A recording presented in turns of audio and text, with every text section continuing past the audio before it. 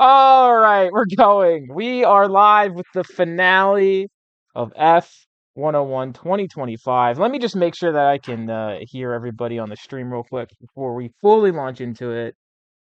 Uh, Mic test 1 2. Mic test 1 2. Mic test 1 2. Hold Check, on, check, check. it's not working on my phone yet. Okay, I can hear myself. Give me a mic check again. Mic test 1 2. Mic test 1 2. Check, check, check. All right, we're good. I can hear you guys. Ever since the one time I did it and I couldn't hear myself, I've been like paranoid about it. So let's do it. It is F101 week 25. This is the finale, December 12th. This year's World Driver Championship can be summed up as the if my mom had balls, she'd be my dad championship. That's the story of this year. It's if. If Max doesn't crash into George, he wins. If Lando doesn't crash into Oscar, it's not even close. If Oscar doesn't fall off a cliff at the end of the season, he wins. So it's all the ifs, but it all culminates in one person winning before we. I mean, I'm sure if you even pay a tiny bit of attention to F1, you know who it is. But first, the finishing order for the race, which itself was a little boring. Verstappen, Piastri, Norris. That's your podium. As you know from last week, Norris wins the drivers' championship by finishing on the podium. But behind them were yes. We'll get to it. You can brag even more later. Behind Norris was Leclerc, Russell, Alonso, Ocon, Hamilton, Hulkenberg, and Stroll. That's your points finishers. And then Bortoletto, Behrman, Sainz, Tsunoda, Antonelli, Albon, Hadjar, Lawson, Gasly, and Colapinto rounded out everyone else. Good day, Lando Norris, Max Verstappen, and Charles Leclerc. Bad day, Yuki Tsunoda, and anyone hoping for some real drama. To start, congratulations to Lando Norris on winning his first Drivers' Championship. No doubt about it. McLaren was a rocket ship all year, and Norris made the most of it when it mattered. His crash into Piastri in Canada, mechanical failure in Zandvoort, and disqualification in Vegas were negated by outperforming Piastri when it mattered in the latter half of the year. No matter who won between all three contenders, I think all three would have deserved it after the incredible year they all put in between Oscar's amazing start, Lando's comeback, and Max's even crazier comeback. But congrats to Norris. I can recognize a winner, and congrats to Nate, who now knows what it feels like to have your driver be number one. Thank you. Nate, how do you feel? Norris supremacy. How do I feel? Well, let's not get ahead of ourselves. I feel liberated. I feel very free. Like when you're, very, very old grandparent, is posing in the center of the family photo and slightly exposed. That's how liberated I feel. What? I think that's a unique experience.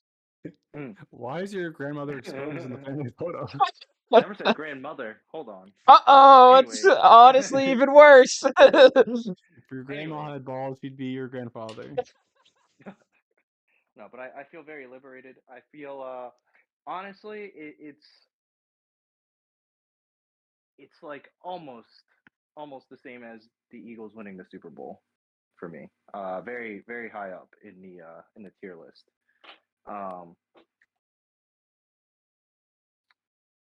Very high up there. I don't know how to adequately describe it. That's Just fair. know that I was very concerned that we were going to somehow screw it up. I think everyone was. I was hoping. So, yeah, some people were concerned, others were hoping. I was hoping. Yeah. I'll admit it. I've never been shy about my bias. Yeah, I think it's like because of the feeling of like worry about like screwing it up. I'm more relieved that they didn't rather than excited that they got the job done. Good. Now yeah, everyone will forget. Well, the fact that they almost choked it away. No, I don't think so. I don't think we're still talking about 2021. All right, we're still talking about 2008, Dave. All right, they're not. No one's forgetting it. I guarantee you, it's going to be the first. Like, it'll be brought up in the practice. So next year, there's 3 different practice. I don't want to say sessions, but because it's not. It's like periods. So there's 6 practice sessions in Barcelona, which are private and not filmed. Then there's 3 more in Bahrain, which are private and not filmed, and then 3 in Bahrain, which are filmed and open to the public. And I don't know if it's open to the public, but they're at least televised. So I guarantee you, in the first televised practice session, it's going to be brought up that McLaren, and then they'll be like, McLaren's very close World Drivers' Championship. That is So true. It Lando doesn't feel is close in the end because no one can pass in Abu Dhabi. well, no one can pass in these regulations is the issue. Along with because Abu Dhabi you can overtake. It's just these regs are ass. And no one will be happier they're gone than Lewis, but we'll get to him later. Um, the he's got number one. He said he's going to use number one. He had a gold helmet in the post-season tests, so he's owning it already, which I think is good. So congratulations to him and to the team. They earned it. They earned it. It felt like, and if they squandered it, they would have earned that too. Let's be clear. I mean, of all the drivers Lando did, well, Max as a driver, I think earned it more, but Lando Did the definitely most. he did what he needed to do. He deserved to be world champion, and it was mostly McLaren. All three of McLaren them gave him, deserved it. I think. But I mean, Lando won. Lando scored when it mattered. yeah, and McLaren gave him the car, but they also gave him the choking strategy. Yeah, that's true. They gave him a car that, in so many races, won by like a minute, and Yeah. then somehow they fumbled it so that we came down to the last week. Oh Which is yeah. crazy. Oh yeah. McLaren, like they will not live it down. That's their big. So later on, I gave each driver and team a ranking along with a big question for next year. So we'll get to McLaren. But actually, my big question for them isn't really about their strategy, which they still need to fix. But um, Norris, he earned it for sure, and so congratulations to him. A new world champion has been crowned, and we'll see what happens next year with the regs if he can defend it. What would be, I think, really sucky, what would be really shitty, is if McLaren does just totally screws up the new regs like they did back in like 2020 or whatever it was when they had this current set of cars. And they were dead last. So that would be really shitty to see, because you don't want to. The world champion should at least be fighting for a win. It would be kind of funny seeing It would Pierre be funny. Gasly in an Alpine. It would be fun. Well, that's if Like, yeah. Well, that's assuming Alpine nails it. hey, no, just midfield. We're hoping for midfield Oh, okay. You think just Pierre Gasly fighting the McLarens no matter where they are? in like P12. Okay, fighting for P10, fighting for a singular point. Yeah, I mean that's where we've been all year, and It's true. we have lots of points in our races. It's true. And that includes sprint points. Yes, sir. All right. The race itself was fairly processional, which I expected it to be. Verstappen took off from pole, opted not to back the pack up. Ultimately, this allowed Norris and Piastri just cruise to the end with a few overtakes during the pit stop phase. Should he have backed the pack up? Maybe. Again, if if it would have given both drivers an opportunity to chase him and overtake him, which might have been what he's afraid of, but would have allowed Leclerc to put pressure, who was on fire. But Red Bull also probably thought, like most people, that Russell would be a bigger factor after qualifying fourth. But he got a horrible launch and was neutralized the rest of the race. Leclerc, however, was really fast, but the McLaren's Verstappen were too far ahead for it to matter.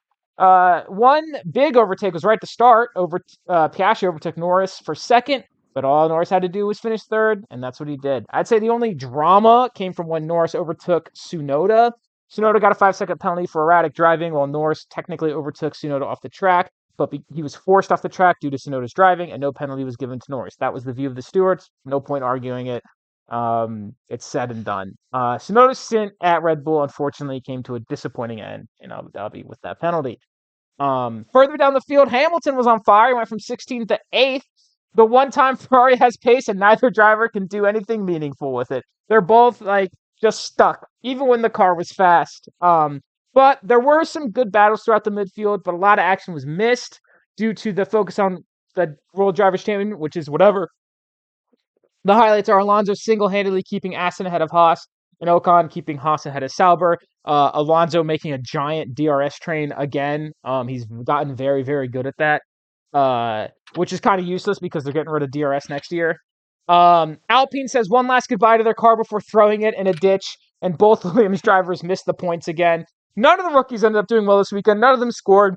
I don't think that's a bad mark on the rookies. I just think that every driver is so hyper familiar with Abu Dhabi that the skill gap between a rookie and experienced driver was going to show, I think, a little more just because, like, the drivers, everyone has raced here so much already that, like, they do testing here, F2 races here, the drivers race here a ton, so, like, so that's just coming down to, like, okay, it's just pure skill between a rookie and a guy who's been in the sport for 9 years. Obviously, probably the guy who's been in the sport for 9 years is going to win. Finally, and we kind of mentioned this, should the championship have even gone to Abu Dhabi? And the answer to that is no. Make no mistake, McLaren earned the win, but it's through their actions, their papaya rules, and their shortcomings that Verstappen was allowed to come back and threaten both drivers. The team cannot afford to do that again, especially if the new regs next year makes it like an even closer field, or if they're not totally winning every single race. So, and we talked about that a lot at length last week too, where it's just McLaren shouldn't have even been in this position in the first place. But for the certified Ferrari moment, there just wasn't one. You could say the Yuki penalty, it doesn't really embody the Ferrari spirit. Maybe it's Red Bull and Piastri hoping for a safety car. Let's go with that, I guess. Maybe it's Ferrari having a good car finally and not being able to do anything about it. It just didn't feel like there were any crazy blunders this week, this race. So Maybe it's any just Mercedes is slow. yeah, the Mercedes is bad for once. Yeah, it was kind of like it did end up being a processional kind of parade. But like it's what we all deserve, if I'm being honest. We got We so all much deserve. excitement from McLaren just like messing it up. It's like, okay, Yeah, we all deserve. anticlimax. Actually, Yep, anticlimax. absolutely. And we have to rely on Ferrari to do something, and that was just never going to happen. Yeah, exactly. If you're relying on Ferrari, your hopes are gone. But so ultimately, Norris becomes world driver champion. And Alex Jakes, the F1 TV commentator, was listing Norris alongside a bunch of. He's like, and Norris joins the list of British champions, and he just lists all these British champions. And there are all these people on like Reddit and stuff. They're like, the British bias is so crazy. He was listing champions. He didn't list Alonso or Verstappen, and everyone's like, did you not like hear the first thing he said, which was British champions? You like, come on. No, he's going to name all the champions that have ever won F1. I know. We're going to be here for an hour. Yeah. Nelson PK. Max Verstappen. Max Ferdinand. Verstappen again. Yeah, he goes by year. He goes all 75 years. He's made history. He's one of these 75 people. Some of them are repeated. Ascari, John Surtees. It's like, all right, let's skip ahead to color television. And has died, you have to give a 30-second moment of silence. So the entire first part of it takes an hour. I think a lot of them are still kind of alive. They're close though. Kind of alive. Final. So they're old, is what I'm saying. All right, the final WCC standings: McLaren, Mercedes, Red Bull, Ferrari, Williams. That's your top 5. Racing Bulls, Aston Martin, Haas, Sauber, and Alpine. And then your drivers' championships: top 10: Norris, Verstappen, Piastri, Russell, Leclerc, Hamilton, Antonelli, Albon, Sainz, and Alonso. And then Hulkenberg, Hadjar, Behrman, Lawson, Ocon, Stroll, Tsunoda, Gasly, Bortoleto, and Colapinto. And behind Colapinto would be Doohan, but the chart doesn't look as good with 21, so I only did 20. Let's go. Alpine, the only team with 3 drivers on the board. That is, well, technically Red Bull and Racing Bulls as well. Oh, I guess. Doesn't count. They're the same. Well, for at least Liam didn't score anything in Red Bull, but Yuki did score in the Racing Bulls. So some of those points are his. Also, I want it known that Andrew was wrong about Haas overtaking Aston. Stalwart rookie Alonso holding down that 10th spot in the standings. He did. I just I want want that to known. shout out Gasly holding on to not have Alpine be the bottom 3 places in the driver championship. He beat That's Bortoleto by also 3 true. points. It's also true.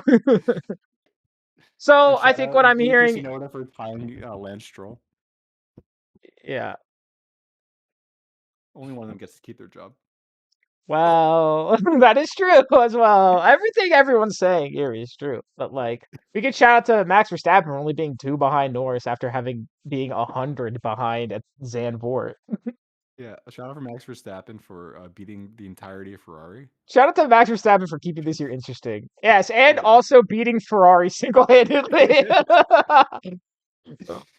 So did Oscar and Lando, to be fair. But it's less impressive Yeah, because but they're in the no, fastest no, no. car.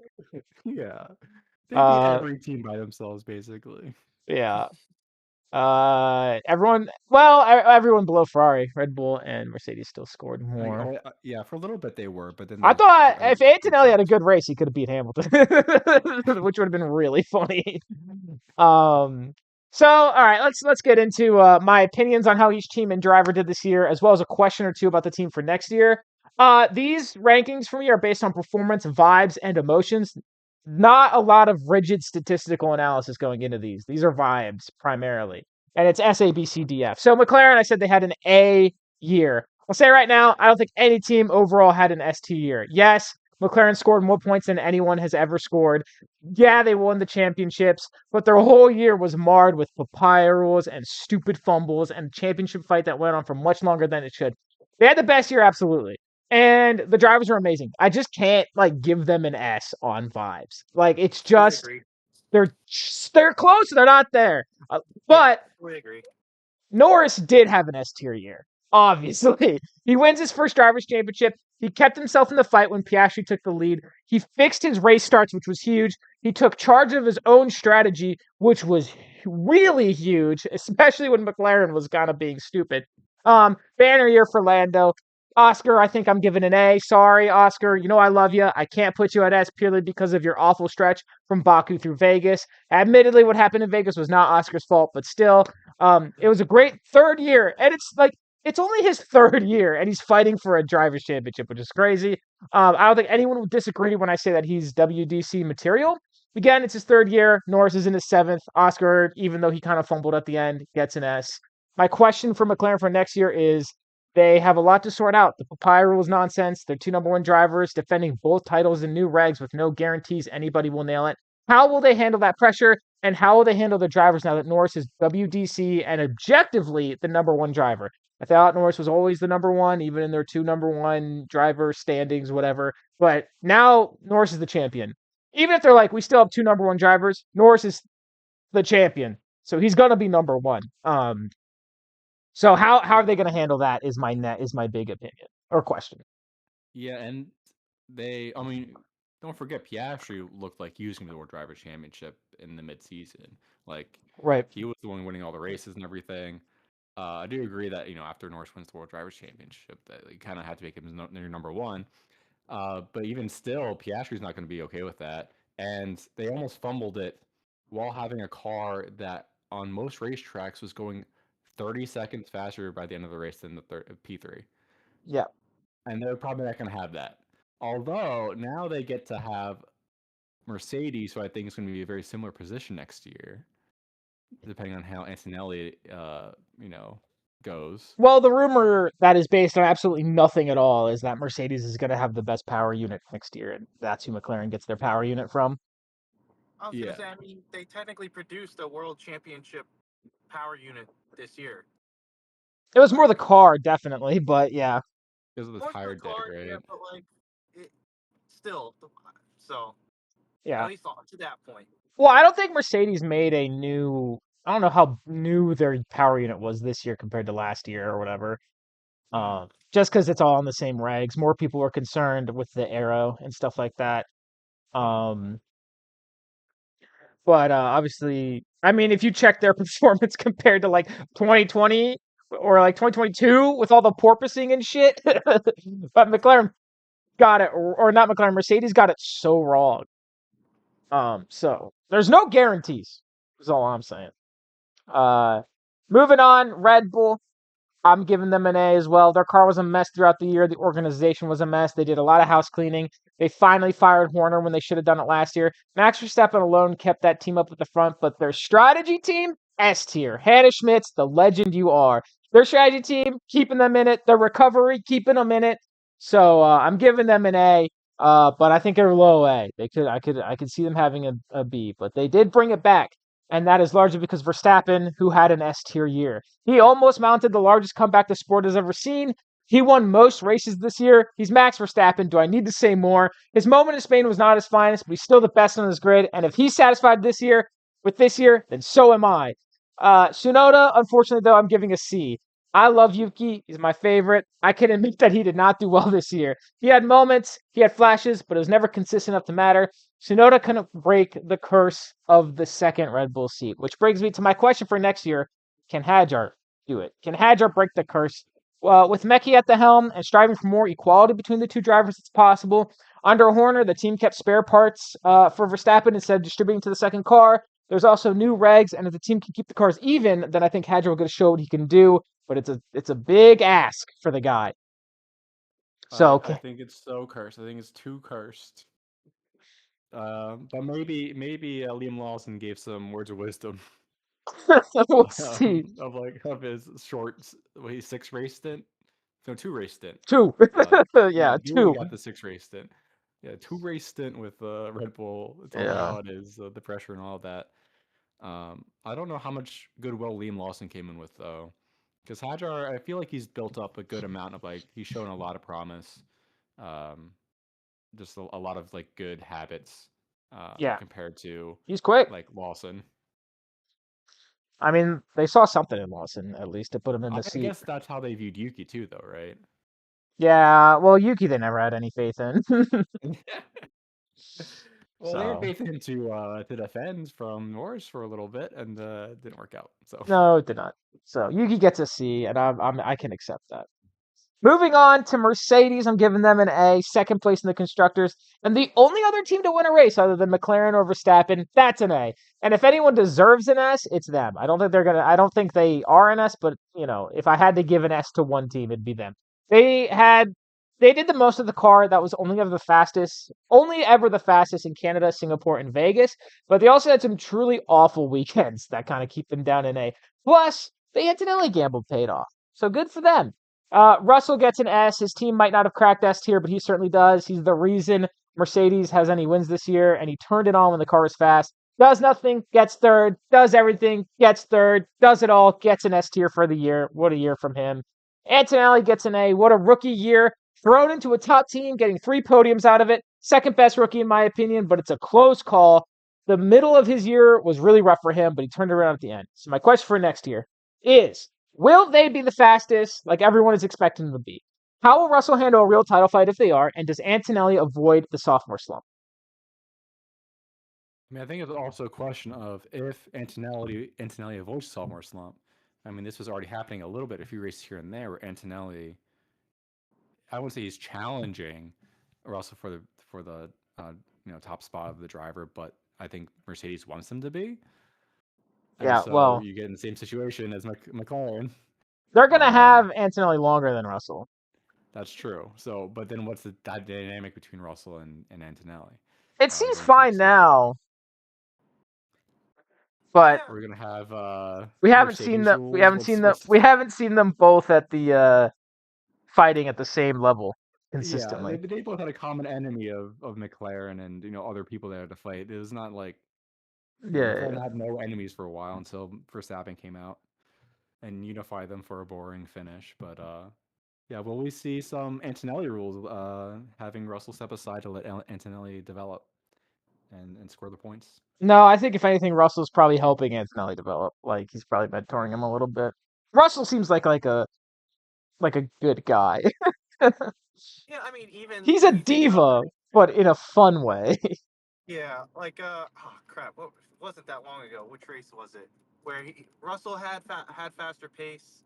He had the McLaren up in his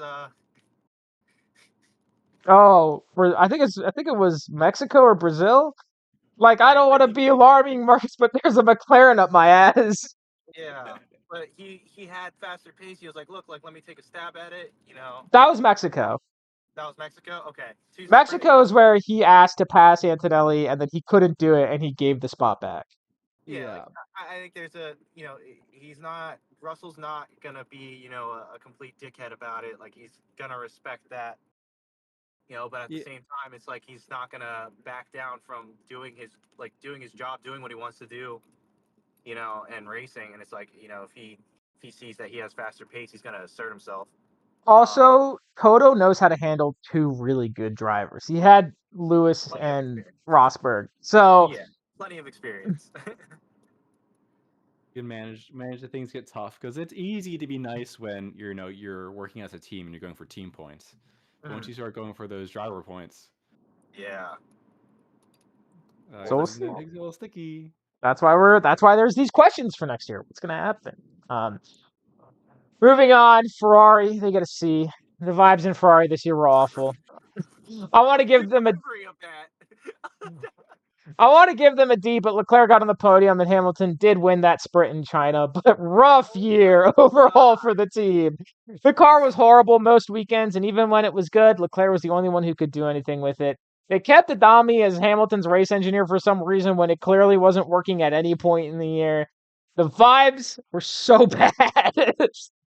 But Leclerc gets an A. He made the most out of the god-awful car and keeps showing why he's Ferrari's golden boy. Hamilton gets a C. Lewis probably just had the worst year of his life in 2025. New team, can't adjust, can't fit in. The car sucks. He's sad all the time. His dog's dead.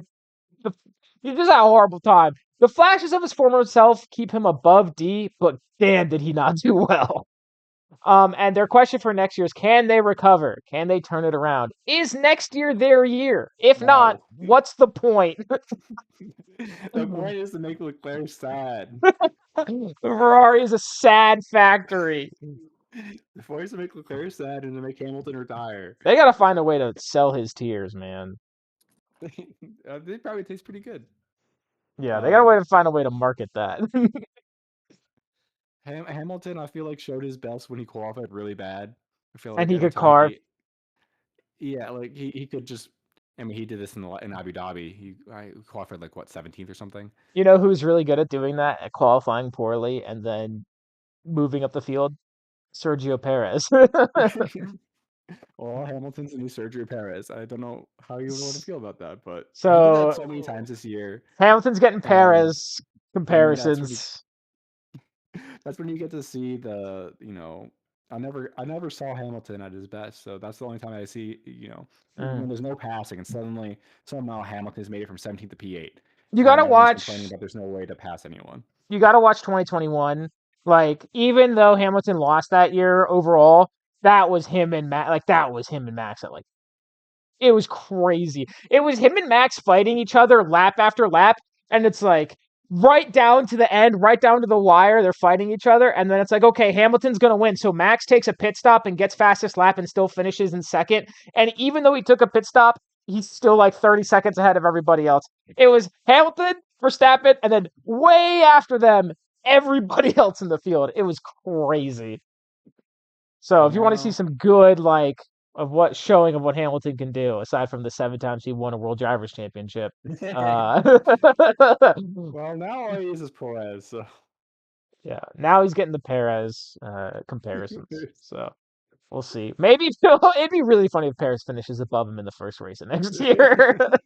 It's possible. It's not out of the question. It is not out of the question. So, yes, that's Ferrari's big question. Is next year their year? Probably not, let's be honest. Williams gets an A. What a return to form for the team. Their reliability issues and their inability to have both cars perform well during the same race prevents an S, but they had such an impressive year. James Vowles has turned this team around. He deserves so much credit, especially for his relentless pursuit of Sainz, who gets an S. 2 podiums.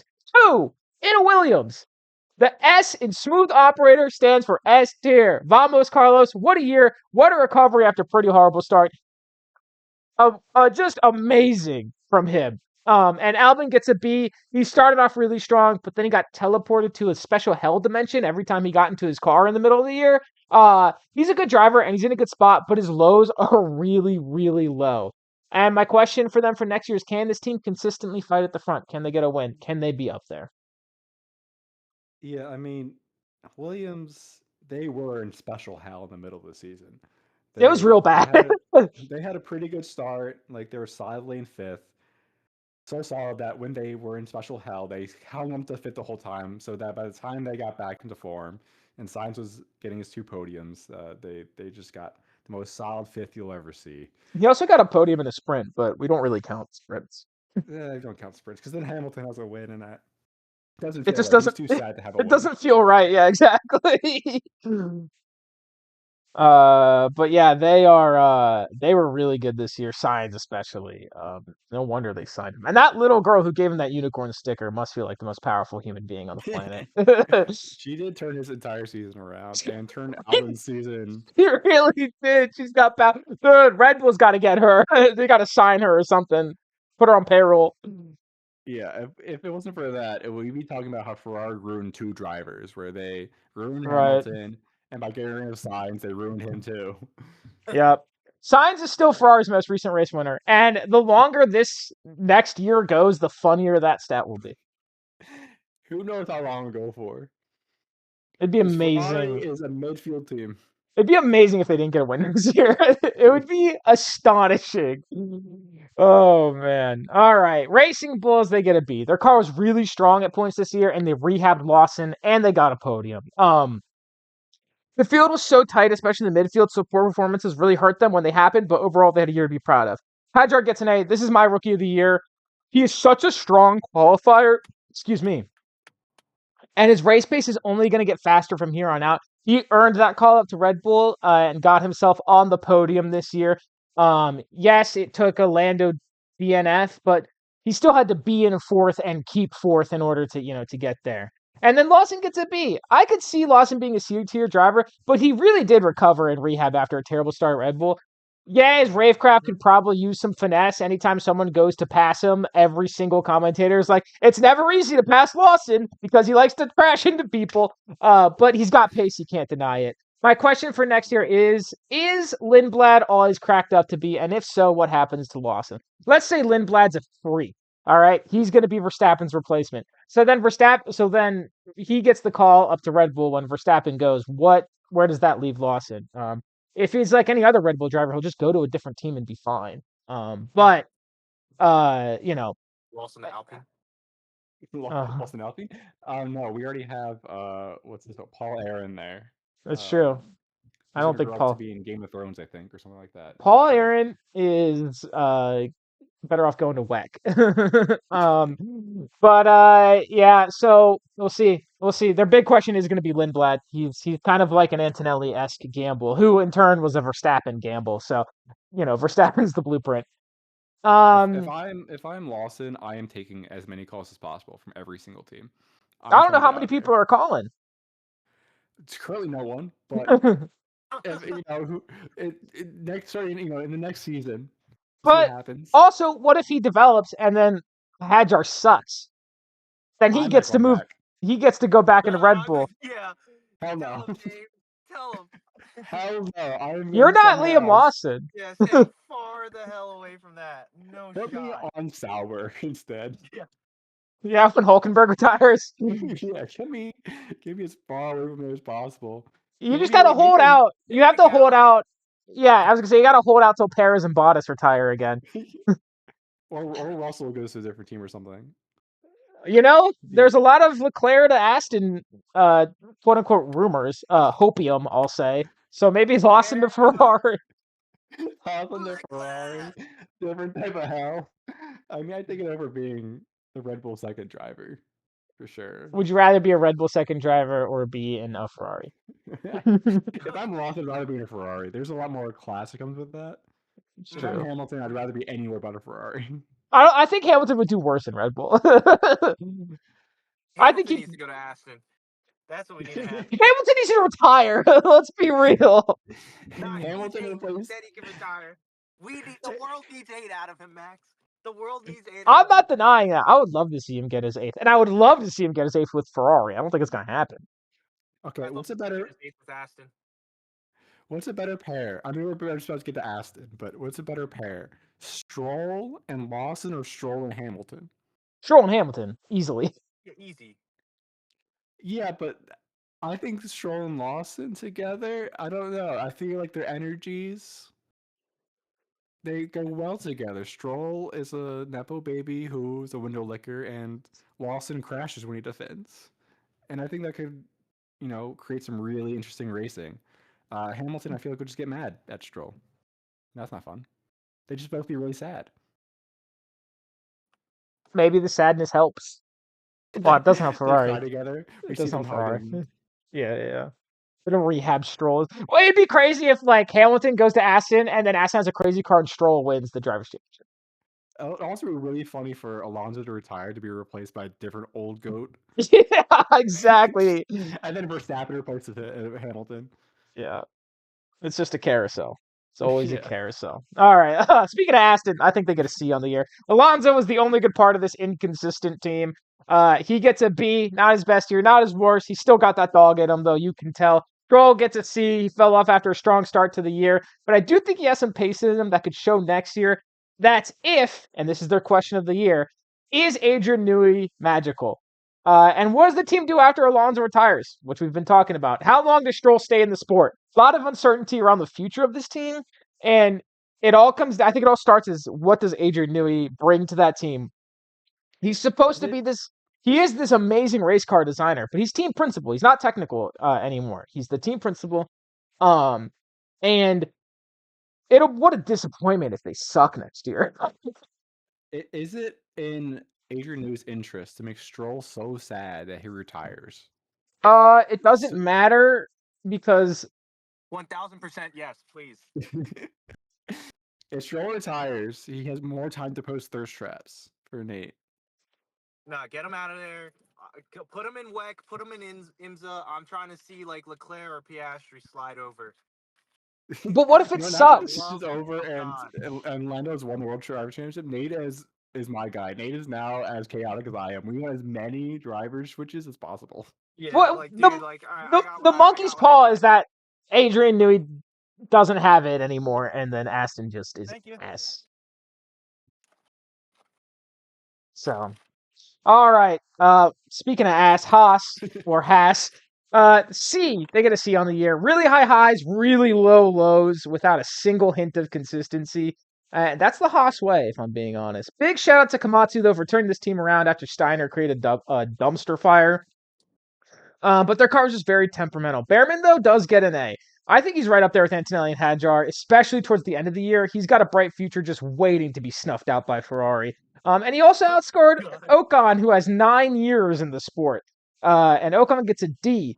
Not a great year from him, especially when he's capable of much more. He's a 2-time race winner, but he didn't look like it this year. And their question for next year is, can they get a handle next year, and will Toyota bring them some speed? If Andrew was here, I'd let him talk about Haas, but he's not here. I feel like Ocon would have gotten a better grade if Behrman didn't show that you could get points in the Haas. Yes, I agree. Because for so long, it was like, oh man, how is Ocon getting any points? And then Behrman almost finishes 4th in Mexico. We're comparing Ocon to Gasly because we're like, both these cars are so terrible. It's a miracle that either of these drivers getting points. And then Behrman came out and was like, okay, actually, you can do something in this car. Right. Like, oh, Ocon, actually, you're kind of washed now. Yeah, I think Haas is in a good spot for next year, for sure. I think we'll see. It's kind of open, right? It is. It's going to be it is open. It's going to be really interesting to see how it shakes out at the beginning of the year and comparing what the teams are like at the beginning of the year and at the end of the year, because so much can change with all the development. Because no one's going to be focused on 2027 because the regs aren't going to change. So you just build off of 2026. So it's going to be there's going to be a lot of changes, I think.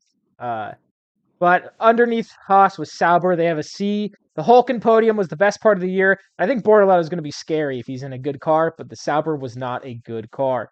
Hulkenberg gets a B. His podium was insane, and that's carrying his ranking. The rest of his year did not really match. And then Bortoletto also gets a B. He's fast, but he's really inconsistent right now.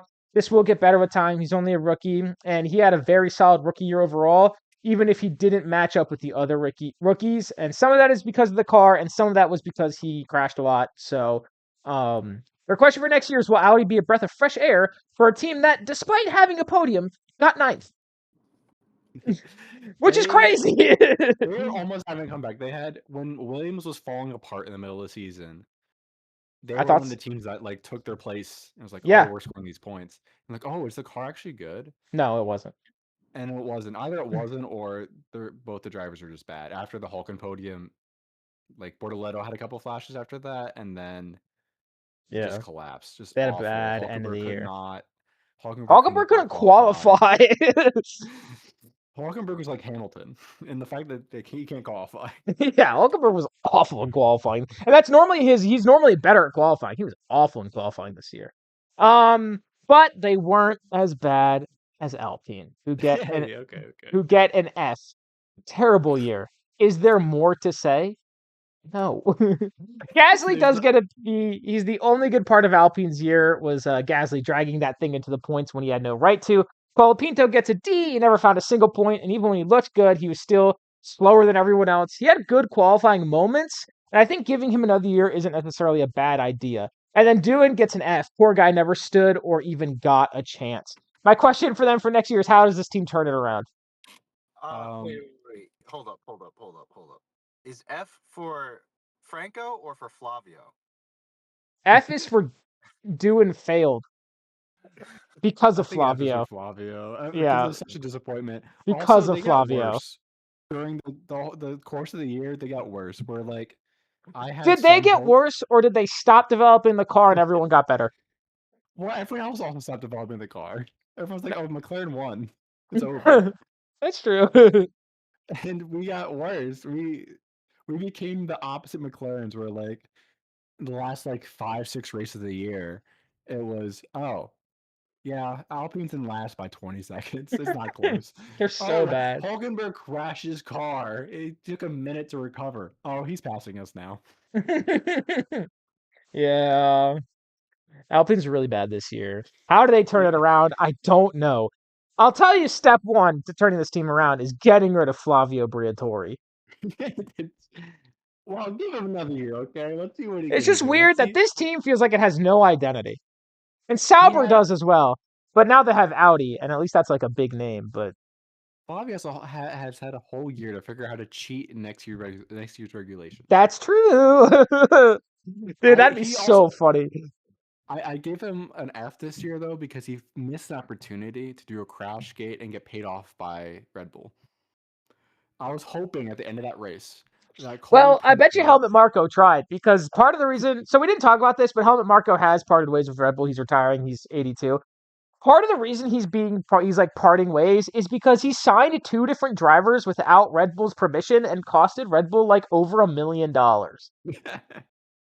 So he probably did go to Flavio and try to bribe him.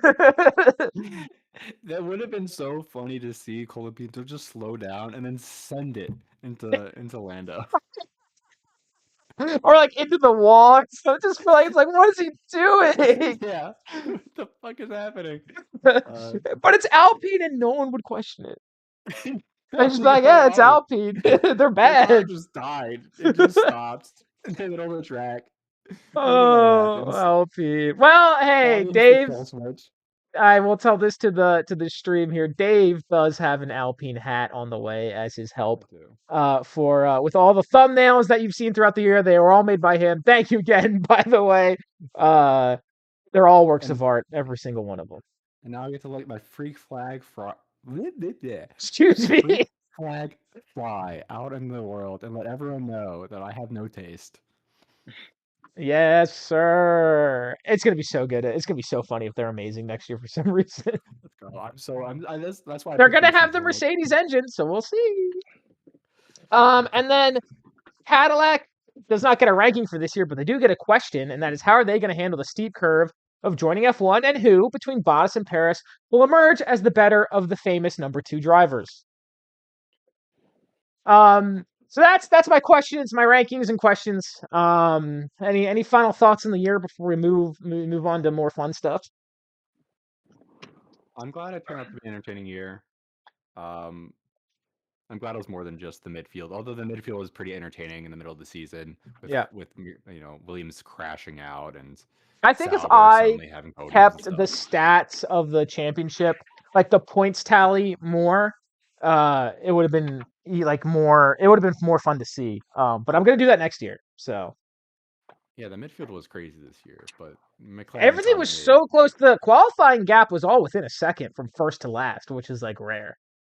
Yeah, there was a lot of crazy qualifying. A lot of times the qualifying was way more fun than the That's how it race. works. It's been like that for a while. Hopefully And so next year. DRS kind of made it impossible to overtake without DRS, but there's no DRS next year. So hopefully that helps. So many times this year, Gasly gave me false hope. And like Q1, he would be like 4th. And then Yeah. he get knocked down in Q2 or get 10th in Q3. You go, okay, he actually had nothing. The other teams were just he was giving it all out in Q1, Q2 just to make it. Well, they used to in 2021 and earlier, what they would do is the top teams, Red Bull, Ferrari, and Mercedes, would all qualify in like they do Q1 and 2 on mediums because they were just locks for the top 10 shootout. So they didn't have to waste a set of soft tires for the race, and they would just wait and save them for Q3 in the race. But now they can't do that. Yeah, because Gasly's too good. He makes it to Q3. He's Well, pushing someone down there. I think it's a good thing that they can't do that. Yeah, no, it is good. It is good. It just makes me sad when Gasly goes from P10 to P20. It's true. Well, and somewhere famously this year you can't pass. Somehow Gasly loses 10 positions. just like the cryptocurrencies he's endorsing. Oh, is he? Oh, good. Yeah, he did. He did last year or 2 years ago. He was really into. He really got into NFTs. So. Oh no. So our bold early season predictions. At the beginning of the year, I asked everyone. Dave, you weren't here yet. For some early season predictions, everybody was wrong. No, not if you count my early season prediction. What was your early season prediction? I don't have it written down. Hamilton does not podium. I think I made it in like week 8. Oh, okay. This is week 0. This is week 0. So week 8, but like you called me crazy. Everyone called me crazy. That's true. So I said that Max Verstappen was going to win. He didn't. Andrew said 1 to 2 drivers would get suspended for language. That didn't happen. Nate said Red Bull would get knocked out of top 3 in the constructors. That didn't happen. And Sam said Antonelli would get P3 in the drivers' championship, and that had no chance of happening at any point in the season. Barely, Nate. They beat Ferrari by nearly 60 points. Well, it was like it's not even so much that they didn't get knocked out of the top 3. It's that Ferrari just refused to fight for it. All right. It was possible for a while. It was. And then Max Verstappen turned on to God mode at the end of the year, and McLaren gave him a bunch of points. Yeah. All these are possible besides Sam's. Red Bull said, Max, if we upgrade the car this year, we'll let you race at the Nürburgring. He was like, all right. So pick the podium. Before we crown our winner, here's a fun little stat about each of us. These stats do include our picks from Abu Dhabi. Andrew, oops, wrong driver. Andrew picked a McLaren to win 18 times this year and was correct an astonishing 2 of those times.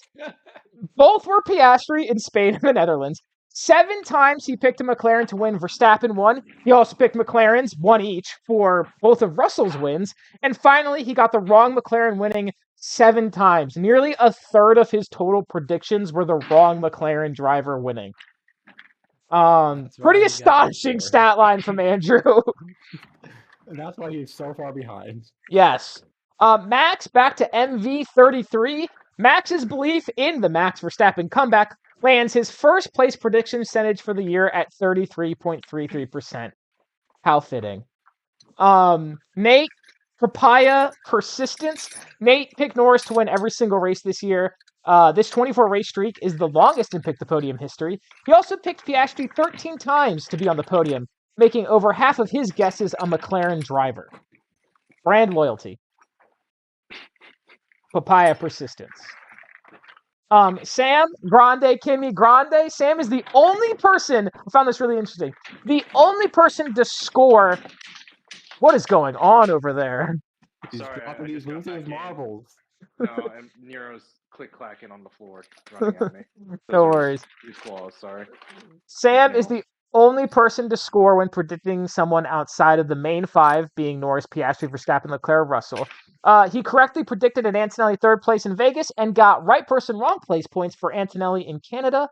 For reference, Nate had Sainz P3 in China and Albon P3 in Belgium and Monza, and Max had Tsunoda in P2 in Japan, and both of us were wrong every single time.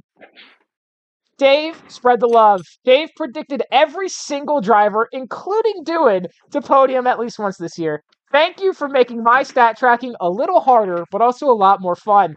He ended the year with one correct prediction, Piastri P2 in Austria. That wouldn't be that impressive. Besides the fact that I only had 2 races per doing. No, three. He raced in Japan. Okay. Yeah, I had 3 races to predict doing. Got it out of the way early. No, he raced up till Miami, I thought. Oh no, sorry. I keep on getting them mixed up. Yes, Yeah. he had 6 races. Lawson had 2 before he was demoted. 7 races. He raced in. Doohan did race in Miami. Okay. Yeah. So, but I had a time limit for Doohan, and I predicted him before my time was up. That is true. All right, it's time to do it. Let's do the pick the podium, shall we? I have a dramatic reveal planned. All right, we're gonna go one by one here from 5th to 4th. In 5th place is, believe it or not, Dave, who predicted Hamilton, Verstappen, Piastri. That got him 16 points, and that brings him to 98 on the year. So close to 100. Next year, shooting for 100. Also, I had a backup plan. I said that if Hamilton won, that I should be allowed to pass Andrew. And that is true. You also, I do believe that if you got a perfect in Spain, where you said Colapinto, Alonso, Sainz, I said that you would get to reset one person to 0 at any time, including the year after. But that didn't happen either. No, surprisingly, Colapinto did not win the race. All right. 5th place. Why is this like this? Anyway, 5th and 4th place is Andrew, who with a prediction. Oops, that's the wrong. Oh god, I'm messing everything up now. Andrew predicted Norris, Verstappen, Piastri. That gets him 24 points. Again, I think this is the 4th time this year that someone got all 3 podium predictions in the wrong place. And Andrew to do it. And it is fitting for him to do it. Although Sam did it the other times. This is the first time Andrew's done it. Andrew finishes the year at 419. In 3rd place, we have Nate, who predicted Norris, Leclerc, Piastri, getting himself 16 points and 475 on the year. Now, between me and Sam, we both had Verstappen in 1st and Russell in 3rd. However, one of us had Piastri and one of us had Norris in 2nd. And the winner of this year's Pick the Podium is me. I did it. I predicted Piastri to be in 2nd. Sam had Norris, and that was the difference maker. If Sam gets a perfect, or Sam would have had to have a perfect in order to win, but he didn't, and I got the first 2 places correct. And so I come out this year as the winner. I've taken the crown from Andrew. I'm going into next year on top. And I saved myself like $20. I don't have to get myself a prize. Next year will be my year. Next year's going to be Dave's year. It's all open. I'll be predicting the most random shit of all time, and it'll be correct. Yeah, Dave's going to win it all next year. You heard it here first. Dave's going to win the Style Points Championship next year. I lost it this year. Max won it this year. I won it this year? Right? You said that you had 3, right? Who had 3? Oh, no, Nate has 3. Nate had 3, yeah. Nate won the Style Championship. All right, we're gonna award Style Points. We're gonna award Style Points every week next year. We'll consistently do it. Yeah. So that is the Pick the Podium. 518, 504, 475, 419, 98. The best score you could have gotten is a 1392, and none of us got close. So just shows how hard it is, especially this year. I feel like we all did better this year than last year, Like the winning score was higher, but man, this year was tough. It was hard to get the right McLaren, and that's what made the difference. Although the Verstappen 3 wins in a row at the end really made the difference for me. Hi. Good, how are you? So that's pick the podium, and now there's only one thing to do, and that's to talk about what's next. The first F101 show of 2026 will potentially be on Wednesday, February 25th. We'll talk and find out what day of the week works best for everyone closer to then. Regardless, it'll be the week after all of the testing is done. We'll do what we did this year with a week 0, where I go over testing. We'll just do a quick refresher. And we may or may not do a one-off show or two between then and now. I do have an idea for a show we could do. I'll ask everyone's thoughts on it later. But if we do, it'll be uploaded to YouTube. So if you're watching, you won't miss out. So thank you, Dave and Nate, for being here. Thank you for being here throughout the year. Dave, again, thank you for the thumbnails. I appreciate it a lot because I have no artistic ability at all. And thank you everyone for watching. And this is the final one of the year. So good night, and we'll see you in February. So 2 months. Everyone gets 2 months off. And then you better be here. No being late. I'm gonna start docking. I'm gonna start taking attendance, and you're gonna lose style points if you don't show up. Oh shit! Style points are not participation points. Style points can be lost with a poor attendance record. And that is the final show. Any final closing thoughts, you two, before we end it? The Hamilton hate is going to be an all-time high next year, even though he's so sad. His dog is already dead, so I can freely hate without feeling bad. All right, Nate. Jesus. I just can't wait to see 2026. Lance Stroll's last year in F1. Okay, that's your bold prediction. They're gonna have too good of a vehicle to be like, yeah, we can accept wasting it on them. The rest of the board's gonna turn on Lawrence Stroll. They're gonna have to. It's gonna happen. If I win pick the podium next year with my continuing picking style, can I change the name of the show to the Lance Stroll Hate Show? No. No. Hesitant no. That was a hesitant no. You can't. Well, I'll work out the name, okay? You can change the name of an episode, but not the whole show. We're changing the branding. How about this? Who's got that good mouth? How about this? Let's get a viewer first, and then we can talk about branding. All right. Thank you guys again for being here. Thank you for watching, and good night for one last time.